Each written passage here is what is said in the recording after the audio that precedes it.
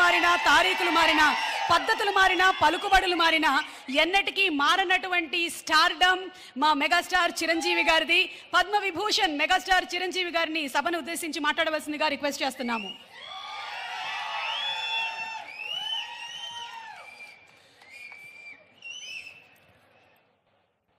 గౌరవనీయులు మన ప్రీతమ ముఖ్యమంత్రి శ్రీ రేవంత్ రెడ్డి గారికి, అలాగే మంత్రివర్యులు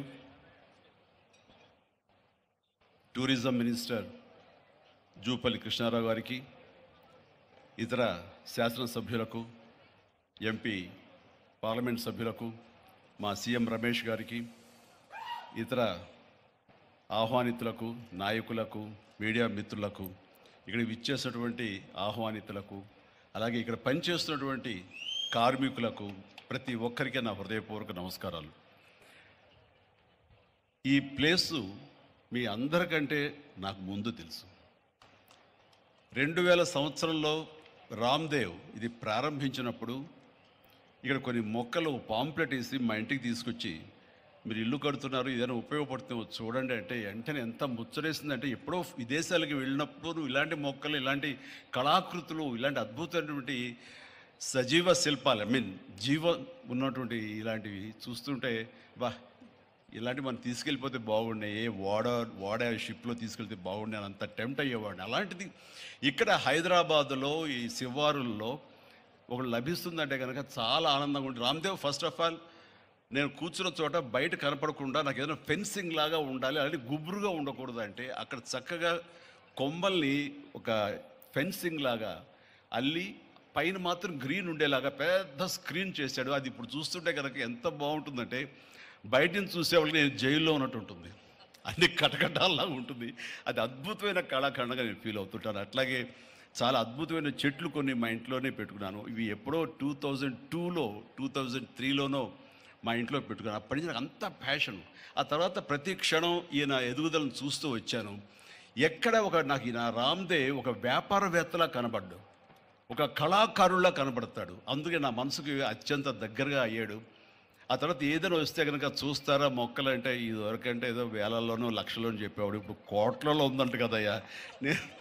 ఇప్పుడు నా సంపద అంతంత మాత్రమే ఉంది, కొనలేనేమో అన్నారు. కానీ చూడండి సార్, వస్తే మీరే టెంప్ట్ అవుతారు. ఇప్పుడు గౌరవ ముఖ్యమంత్రి గారితో పాటు అన్నీ వీక్షిస్తుంటే ఎంత టెంప్టింగ్ ఉందంటే, ఇవన్నీ మన ఇంట్లో పెట్టేసుకుంటే ఎంత బాగుంటుంది అనిపిస్తుంది. అంత అందంగా దీనికి కావాల్సిందని వ్యాపార దృక్పథం కాదు, కళాకారుల హృదయం, కళా హృదయం ఉండాలి.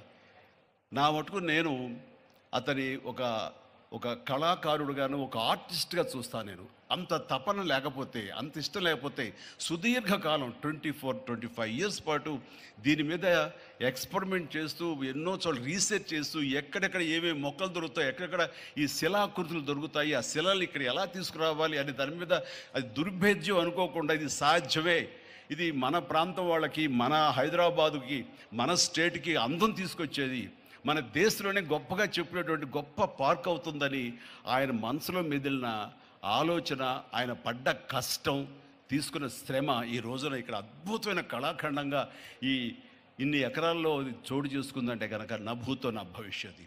ఎవరైనా సరే అంత డబ్బులుంటే కనుక ఏం వ్యాపారం చేద్దాం, ఇంత స్థలం ఉంది కదా, దీన్ని ఎలా రియల్ ఎస్టేట్ చేద్దాం, దీన్ని ఏదో గవర్నమెంట్ వాళ్ళ మన్నలతో వాళ్ళ పర్మిషన్లతో తీసేసుకుని అక్కడ మనం మల్టీ స్టోరీ పెట్టుకుంటే ఆయన జీవితం కాదు కదా, తరతరాలుగా నిలిచిపోతాడు. అలా కాకుండా ఆయన కేవలం ఒక లోపల ప్యాషన్, చిన్నప్పటి నుంచి కాలేజీ రోజులో చదివే దగ్గర నుంచి, ఆర్ట్ కాలేజీలో చదువుతున్న దగ్గర నుంచి కూడా ఆయన మదిలో ఉన్నటువంటి ఆయన బ్రెయిన్ చైల్డ్.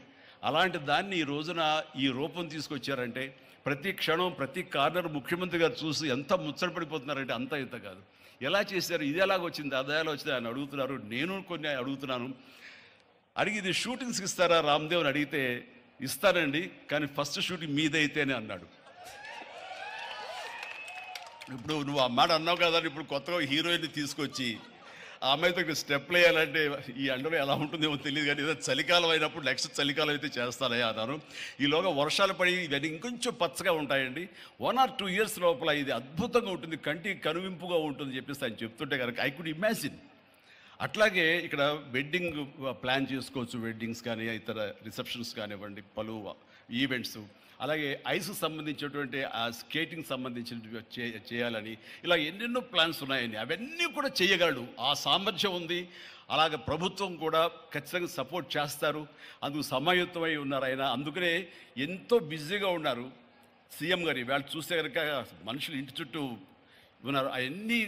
అవన్నీ పక్కకు పెట్టి, ప్రోగ్రామ్స్ అన్ని పక్కకు పెట్టి, నిన్నటిదాకా ఆయన ఎలక్షన్ క్యాంపెయిన్ ఎక్కడో చేసి వేరే రాష్ట్రాల్లో వచ్చి రామ్దేవ్ మీద ఈ ప్లేస్ మీద ఎంతో ప్రేమ లేకపోతే, ఇలాంటి దాన్ని మనం ఎంకరేజ్ చేయాలి అని ఆయన ఉద్దేశం లేకపోతే ఇంత ఓపికగా ఈ ఎండ్లో ఆయన వచ్చేవారు కాదు. ఫస్ట్ ఆఫ్ ఆల్ ఆయన ఇక్కడికి వచ్చి దీన్ని ఎంకరేజ్ చేస్తున్నందుకు వారికి మనస్ఫూర్తిగా అభినందనలు తెలియజేస్తున్నాను ముఖ్యమంత్రి గారికి. ఎందుకంటే అలాంటి వాళ్ళు అనుకుంటేనే, వాళ్ళ కళ్ళలో పడితేనే, వాళ్ళు ఇంప్రెస్ అయితేనే దీనివల్ల ఎంతోమందికి ఉపాధి కలుగుతుంది, ఇది ఎంతోమందికి కనువిందు కలుగుతుంది. మరి ఎంతోమంది ఈ ప్లేస్ని వాళ్ళ ఈవెంట్స్కి ఉపయోగించుకుంటారు. తద్వారా టూరిజం పెరుగుతున్న ఉద్దేశంతో కూడా మన జూపల్లి కృష్ణారావు గారు దీన్ని ఎంకరేజ్ చేయడం కోసం సమాయత్తమై ఉన్నారు.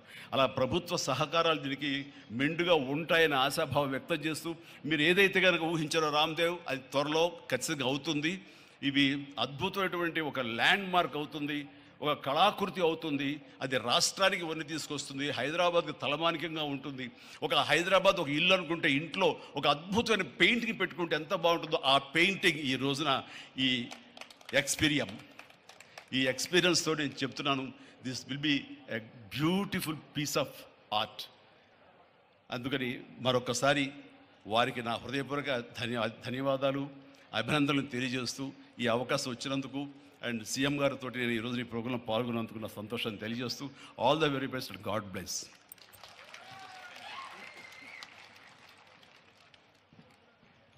ఎక్స్పీరియంలో చిరంజీవి గారు స్టెప్పులు వేసినటువంటి ఆ సాంగ్ మేము త్వరలోనే చూడాలి అని మనస్ఫూర్తిగా కోరుకుంటూ ఉన్నాము. అండ్